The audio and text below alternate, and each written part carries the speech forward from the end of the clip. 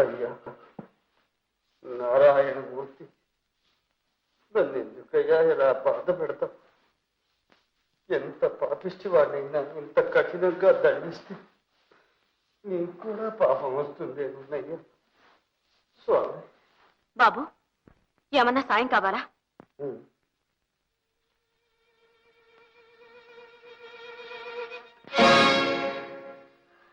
ఎవరు? సాయం? దేవుడే దయలేక వదిలేసిన వాడిని నువ్వేం చేస్తావు? బహుశా మనిషికి మనిషి చేత సాయం చేయించడానికి ఆయన ఊరుకున్నాడు.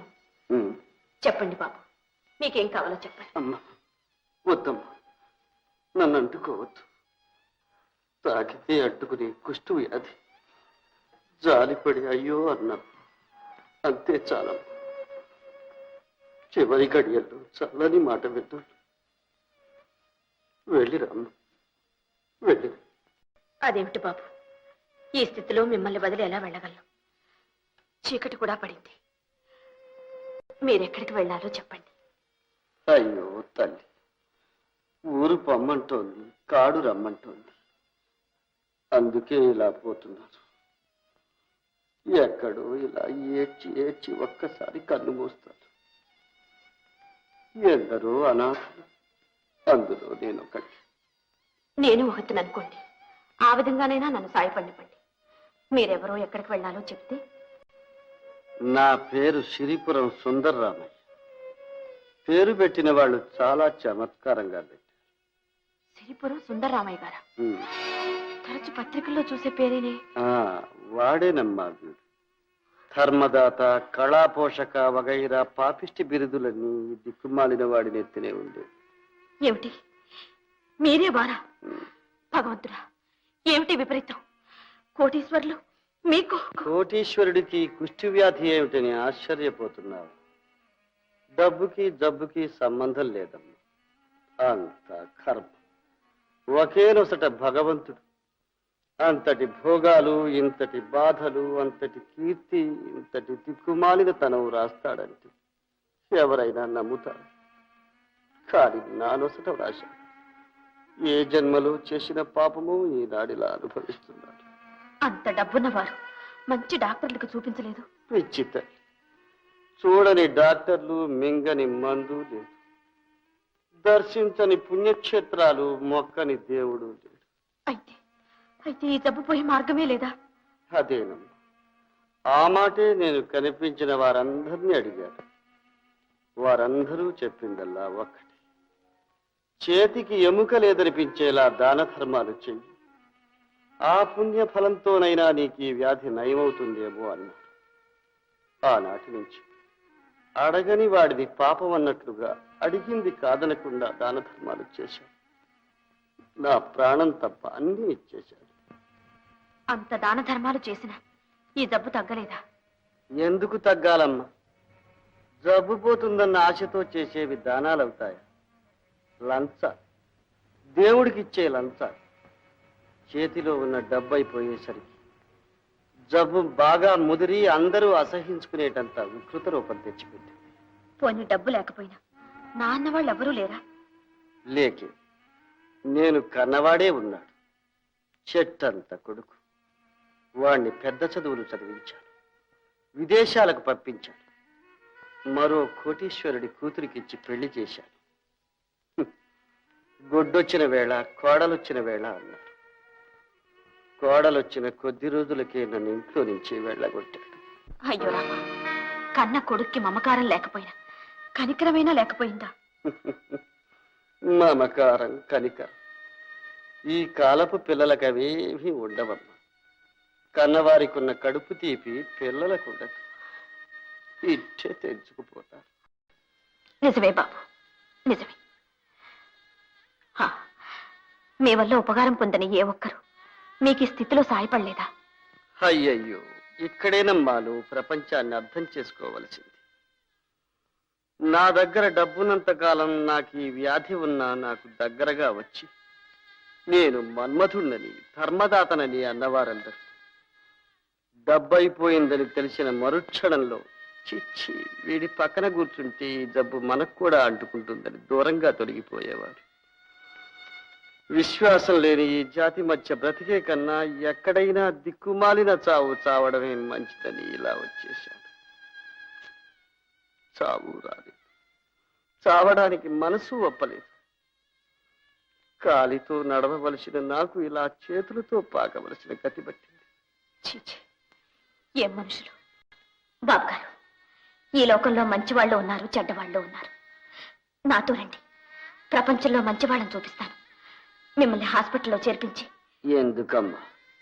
ఈ పాడు దేహానికి ఇంకా మరమ్మతులు ఎందుకు? అది అనవలసింది మనం కాదు బాబు గారు, భగవంతుడు. నాతో రండి, మిమ్మల్ని హాస్పిటల్లో చేర్పిస్తాను. వద్దమ్మా, పర్వాలేదు బాబు, నన్ను అంటుకో. రండి. అయ్యో అయ్యో అమ్మా, అయ్యో అమ్మా, అమ్మా, అమ్మా. బాబు, బాబు, మీకు బాధ కలిగించానా? లేదమ్మా, లేదు. ఇది ఆనందం. నాలో ఉన్న బాధనంతా ఒక్కసారిగా తీసేసావు. ఎందుకంటేనో ఇంకా కన్నీరు మిగిలిందని నేను అనుకోలేదమ్మా. అమ్మా, తల్లి, నువ్వెవరి బిడ్డవు? ఇది ఏనాటి అనుబంధం? నాకు చేయూతనిచ్చు. లోకంలో సత్యం, ధర్మం, దయ అన్నీ చచ్చిపోయాయనుకున్నానమ్మా. చావలేదు, ఇంకా బ్రతికే ఉంటాయి. ఇలాంటి వారు ఉన్నంతవరకు బ్రతికే ఉంటాయమ్మా. నువ్వు కలకాలం వద్దు, కలకాలం వద్దు. రండి.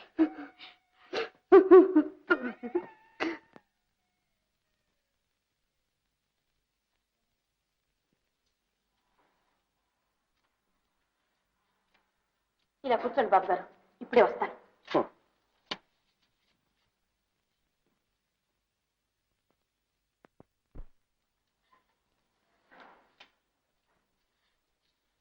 నమస్తే డాక్టర్ గారు. ఎవరమ్మా? ఏం కావాలి? ఒక పెద్ద మనిషి కుష్టుతో బాధపడుతున్నాడండి. Advance leprosy. ఎక్కడున్నారు? బయట కూర్చోబెట్టాను. చూడండి, ఆయన దగ్గర డబ్బు ఏమీ లేదు. నా ఒంటి మీద ఉన్న నగలు ఇచ్చేస్తాను. ఆయన ఎలాగైనా బాగు చేయండి. కానీ ఈ సంగతి మాత్రం ఆయనతో చెప్పకండి. అలాగా? ఆయన మీకేమవుతారమ్మా? సాటి మానవుడు అంతే. పాపం, ఒకప్పుడు కోటీశ్వరుడట, సుందరామయ్య గారని. ఎవరు? కోటీశ్వరుడు సుందరరామయ్య గారు? ఒకవేళ సిరిపురం సుందరం? అదే, ఆ పేరు చెప్పారు. ఆయన మీకు తెలుసా? తెలుసా? ఆయన ఎక్కడున్నారమ్మా? బాబు గారు, బాబు గారు!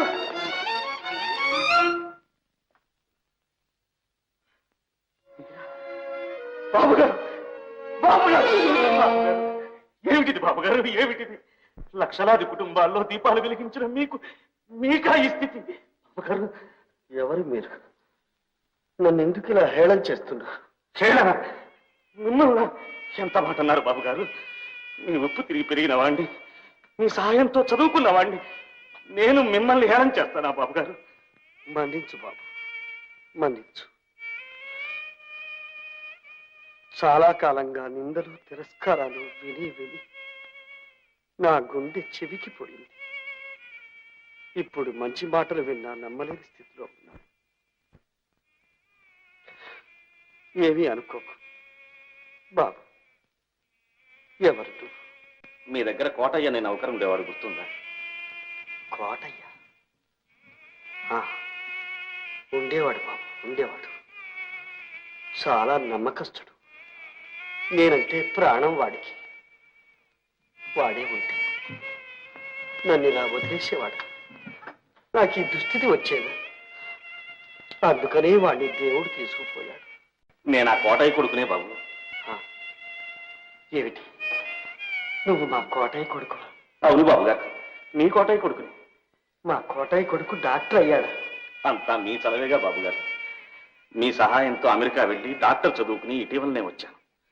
రాగానే మీకోసం మన ఊరు వెళ్ళాను. లేరన్నారు, ఎక్కడున్నారో కూడా తెలియదన్నారు.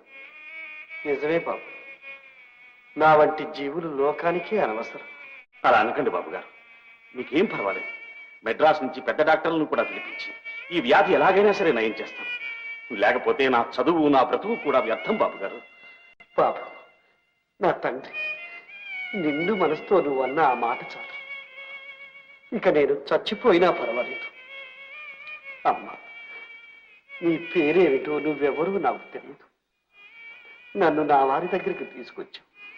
నీ రుణం ఈ జన్మలో తీర్చుకోలేనమ్మా. బాబు గారు లేండి. బాబు వద్దు, నన్ను తాకొద్దు. అలా అనకండి బాబు గారు. లోపలికి రండి. లోపలికి వద్దు బాబు. నన్ను ఎక్కడో ఓ మూల పడి లోపలికి రావడానికి నాకే అసహ్యంగా ఉంది. ఎంత మాట అన్నారు బాబు గారు. మీ దర్శనం కావాలని, మీ పాదధూళితో ఈ భవనం పవిత్రం కావాలని ఎన్నాళ్ళ నుంచో కోరుకుంటున్నాను. రండి. పదండి బాబు గారు. ఆయన ఇంత ప్రేమగా పిలుస్తున్నారు, కాదనకండి. రండి బాబు గారు.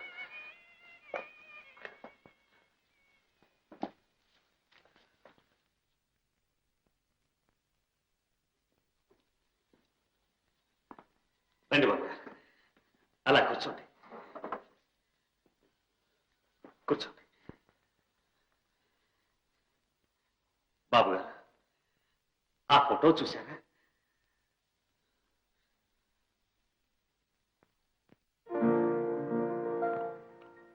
నాకు చూపు సరిగ్గా ఆడడం లేదు బాబు. ఆ ఫోటో మీదే బాబు గారు. నాదా?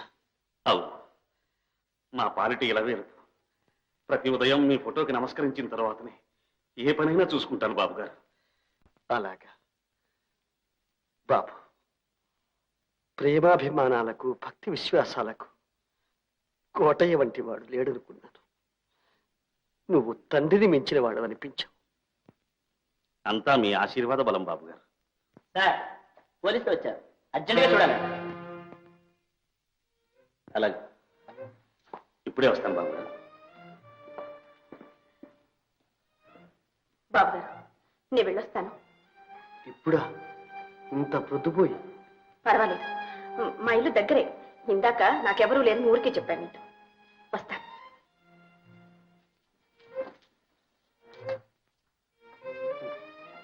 నా తల్లి, నిండు నూరేళ్లు సౌభాగ్యవతివై చల్లగా ఉండమ్మా.